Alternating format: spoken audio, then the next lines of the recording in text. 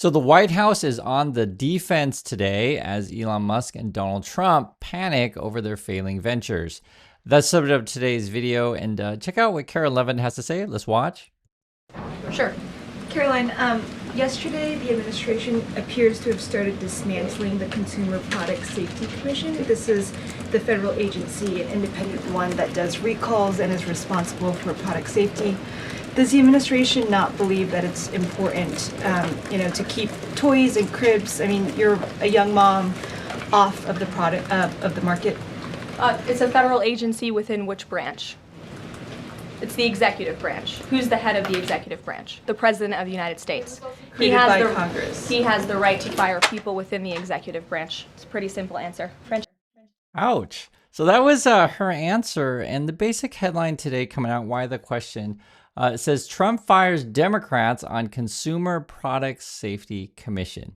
And I know I harp on this particular issue a lot, but in my opinion, this is the stuff that the government should be doing, is being a watchdog, keeping regulations in place, and making sure that the products out there, be it physical products, financial products, health products, any number of things, are not damaging or dangerous to the consumer. But obviously, if you're Trump or Musk, you want to get rid of any kind of watchdog on your actions. This is, I'll read a little bit. It says here, President Donald Trump moved late Thursday. They're always doing this, late in the day, to fire 3 Democratic commissioners on a 5-person Consumer Product Safety Commission. His administration's latest test of limits of presidential power over independent agencies. I think these kind of moves are largely driven by interests of Musk or other, friends of Musk, that kind of stuff. Because, take a look at this. Tesla's Europe customers continue abandoning brand in the wake of Musk-Trump ties. And what Musk is trying to do, he's trying to get his basically cars on the road that aren't ready, that aren't safe. And if you eliminate, the agencies that are out to protect consumers, it's easier for him to put his stuff out there. You do have to address these things because, the standards in USA are different than, say, Europe, and also to the information that consumers have. So in Europe, and this would be congrats or praise to people in Europe, but you can still do better. We can all do better. It says here, European consumers have been turning away from the brand after CEO Elon Musk became an outspoken ally of President Trump. Tesla sales fell 81% year over year in Sweden, 74% in the Netherlands, 67% in Denmark, 62% in UK. They're falling 59% in France, 55% in Belgium, 46% in Germany, and 36% in Spain. So definitely people are rejecting Tesla in Europe. And, Elon Musk's plan is to get his robot cars out and eliminate the regulators who would watch that kind of stuff. But again, it's not just Elon Musk, it's many people out there who want to put out unsafe products. But his sales are also falling in China as well. And so then that's always the bet is, can you convince American consumers to go with unsafe products? And first, right, get rid of the consumer protection, people as fast as you can. Let's see what Morse they have to say in the White House. And again, they're on the defensive today. A lot of people have been calling him out. This week. And on the domestic front, could you explain why the FEMA administrator was removed from his position this week? Look, this is a personnel matter in regards to the Department of Homeland Security, but my understanding is that this individual testified saying something that was contrary to what the president believes and the goals of this administration in regards to FEMA. We talked about this one yesterday where Trump was dismissing the FEMA person and basically the FEMA person was like, hey, I don't think we should dismantle these kind of agencies that are out to protect regular people. And when in doubt, when you understand what's going on, it's like if Trump or Musk can do any sort of misery or harm on regular people, they'll do that. That'll be their policy. If there's any kind of person that stands in the way and that wants to protect regular people, they get angry and just try to fire them. And once you understand that their interests are just to protect Musk and Trump and their billionaire buddies, you'll get what's going on. Trump is out gaslighting the populace today. This is coming from Trump today. Cost down, no inflation, very different from what the Fed and fake news media were hoping for. So according to Trump, your costs are down and there's no inflation. So these kind of things, I always say the same thing. You'll know your situation better than Trump will. And, I guess tell you, I don't think costs are coming down, but again, I want to hear from you and your situation. Mini trade deals in the hopper, all good, great ones. Wow, great in parentheses.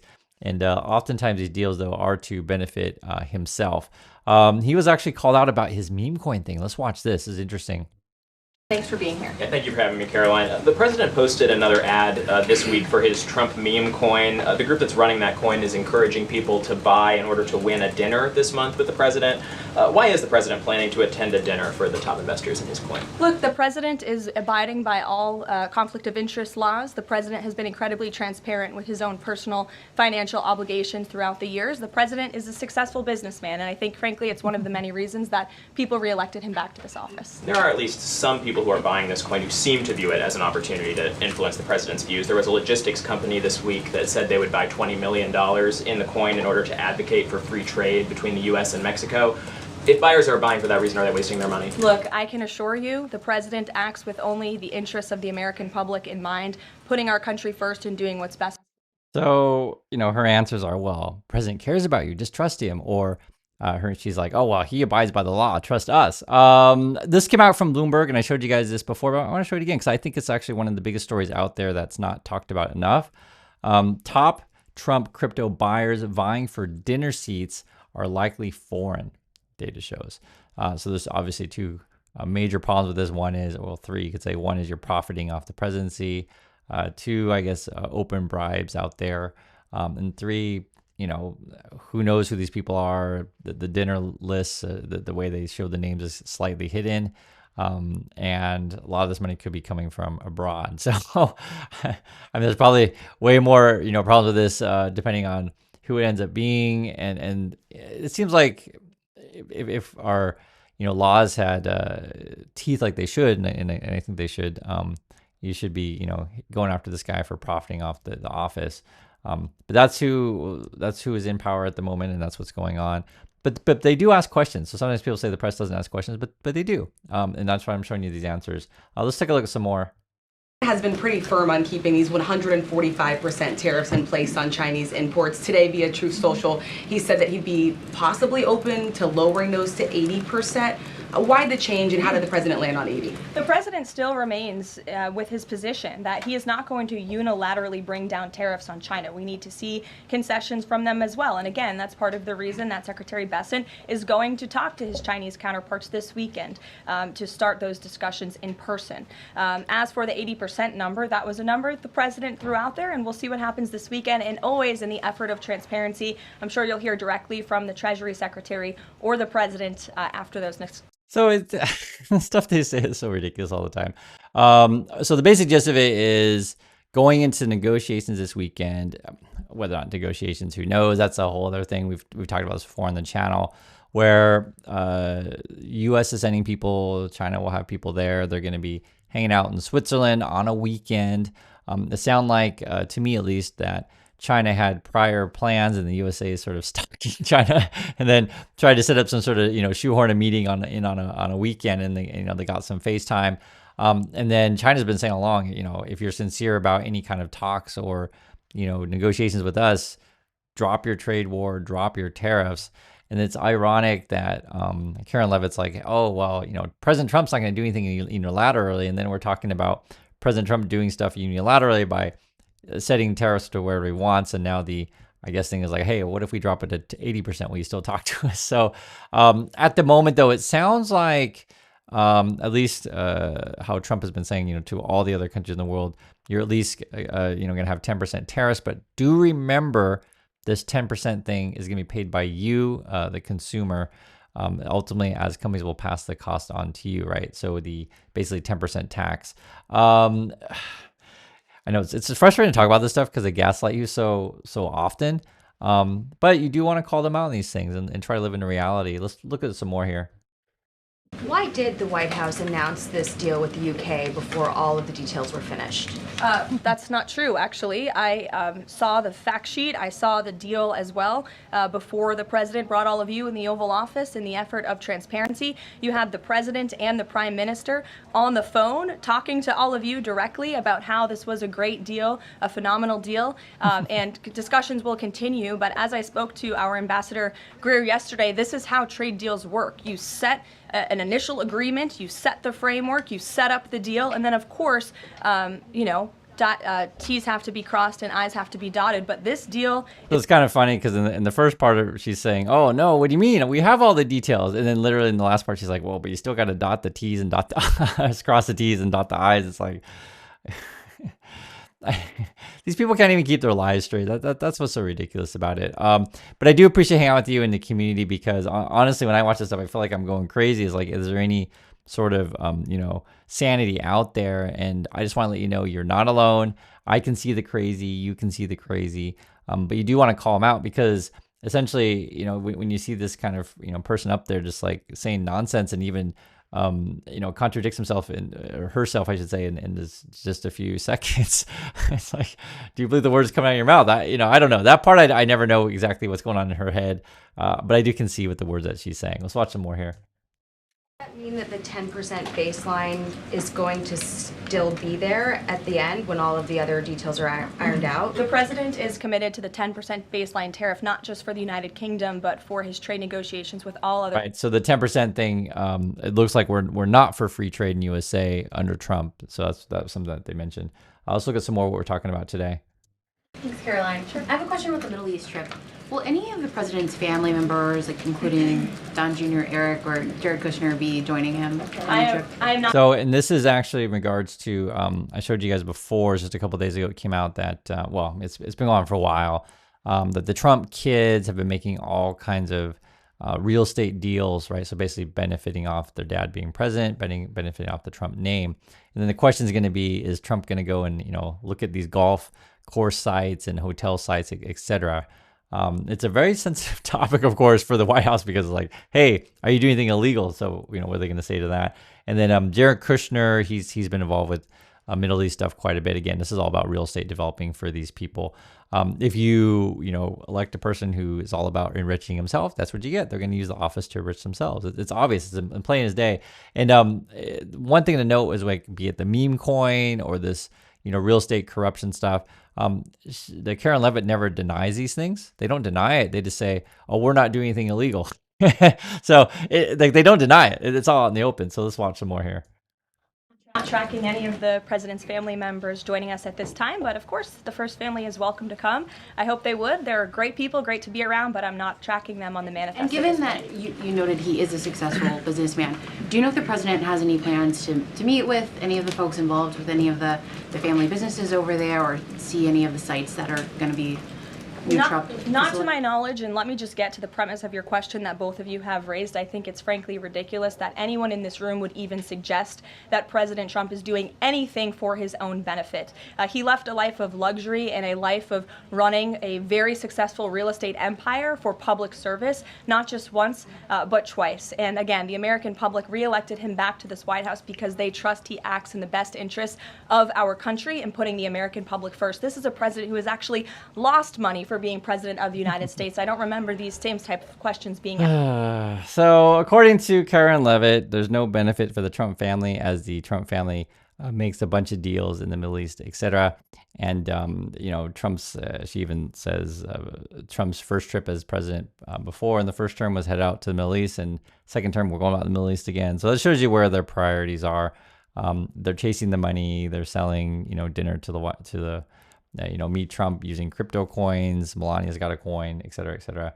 And again, I want to make it clear, they don't deny it. They just say, "Oh, we're not doing illegal." And in fact, you've got a great business person in the office. Is that what you want? And it's like, it's hard for me not to laugh at this stuff. I know it's serious stuff, but it's just like, these people are so inept, corrupt, and obvious liars. And I think what's laughable about it is, for me, I mean, it's like, how do you expect any sane or intelligent person to believe this stuff? But you have to remember that their base isn't neither of those things, sane or, I don't want to be too mean, we'll just say people believe their stuff. We'll leave it at that. Let's talk some more and watch some more here. Go ahead. Sure. Go ahead, and then I'll go to your follow-up. Thanks, Caroline. I want to follow up on the Truth Social post. So the president's saying 80% tariffs could come down. Just an announcement would be enough to lower those tariffs. Is that what he's looking for from the Chinese concessions? Well, that's not what the president said. He said that an 80% number may sound good to him, but again, he's in constant contact with our secretary. So this is the post here from Trump 7 hours ago. 80% tariff on China seems right. Up to Scotty B. All right. Okay. That's what we're looking at now. Trump also says China should open up its market to U.S. Would be so good for them. Closed markets don't work for anyone. And this is the question I have for Trump and Musk. If you do believe the stuff that you say, why don't you open up the U.S. car market to companies like a BYD or a NIO or various Chinese electric vehicles? Why not? It's a legitimate question. And for American consumer point of view, I think they would want to see lots of products from lots of places. Again, why not? Why don't we see more French cars on the road in the USA? Why don't you open up markets to that? So I'm just giving a couple examples. I think the China one is the big one though, because BYD is crushing Tesla in several markets around the world, and Trump is claiming that that he believes in free trade as he keeps that 10% tariff. There was a strange thing going on as well. I'll show you. We can watch. Michael. The president's in constant communication with leaders on the Hill. Ahead of the president's trip to the Middle East, he's mentioned he wants to rename the Persian Gulf the Gulf of Arabia. Iran is now saying that doing so will bring the wrath of all Iranians. Can you talk about the support that the Gulf of Arabia has in the region and why this is important to the president? Well, first of all, the president has said he hasn't made a determination. Gulf of Arabia. So first we went from Gulf of Mexico to Gulf of Arabia. So I guess instead of Persian Gulf, it's Gulf of Arabia is what we're talking about. Trump's is deciding to name stuff, no matter where it is in the world, on the map to whatever he wants to call it. And that's just a distraction. And then they got this weird refugee situation here, or I should say refugee situation in South Africa. And I think this is coming from Musk. Have a watch, you'll see. Secondly, Caroline, the president has shown support for South African refugees that are coming to the United States next week. Can you talk about what these refugees are fleeing and why this is a priority for the administration? Well, the president has actually signed an executive order on that matter. My office can get it back to you, Michael. But this group in South Africa has faced racial persecution. In fact, the government there has vowed to take away their farmland that they own. And so the president has talked significantly about this. As for further details on refugee claims and asylum claims, I would defer you to the State Department. So this is a story that they're talking about, and this is some of the stuff that Musk pushes on his platform, that there's, I guess, supposed persecution of white people in South Africa. I'm just telling you what the story is. U.S. grants asylum to 54 white Africano South Africans. I think they're of descent from the Netherlands, I believe. This is coming from South Africa government. What they say it is most regrettable that it appears that the resettlement of South Africans to the United States, again, these are white people from South Africa, under the guise of being refugees is entirely politically motivated and designed to question South Africa's constitutional democracy, a country which has in fact suffered true persecution under apartheid rule and has worked tirelessly to prevent such levels of discrimination from ever occurring again. And according to just some numbers here, if you believe anything, it says here, more than 3 decades after white minority ruled ended, South Africa remains hugely unequal. White people typically have 20 times the wealth of black people, according to article in the Review of Political Economy. The black South African unemployment rate is 46.1% compared to 9.2% for white people. According to the 2022 census, white people made up 7% of the 63 million population, about half of the Afrikaners, while black South Africans accounted for 81%. Affirmative action policies since apartheid's end have helped create a black elite and middle class. However, most black South Africans remain poor. The policies, along with high crime rates that affect all South Africans, have also nurtured a feeling among some white South Africans that they are now the victims of targeted racism. So, wanted to give you just an idea of that. Whenever I look at this stuff, it's always the same. Crime is very high there, so certainly there can be people, regardless of the color of your skin, be it if you're a white person or a black person, who could suffer the effects of crime or vandalism or any number of things. Whether or not there's some sort of institutional, targeting of according to the Trump people, white South Africans, I would dispute that, but I am not from South Africa, so I also say that as well, and I like to hear from people who are on the ground, but giving the history of who is saying these things and it's getting from Elon Musk, I find it highly dubious. Elon Musk is getting attacked though recently from Bill Gates, kind of an interesting one.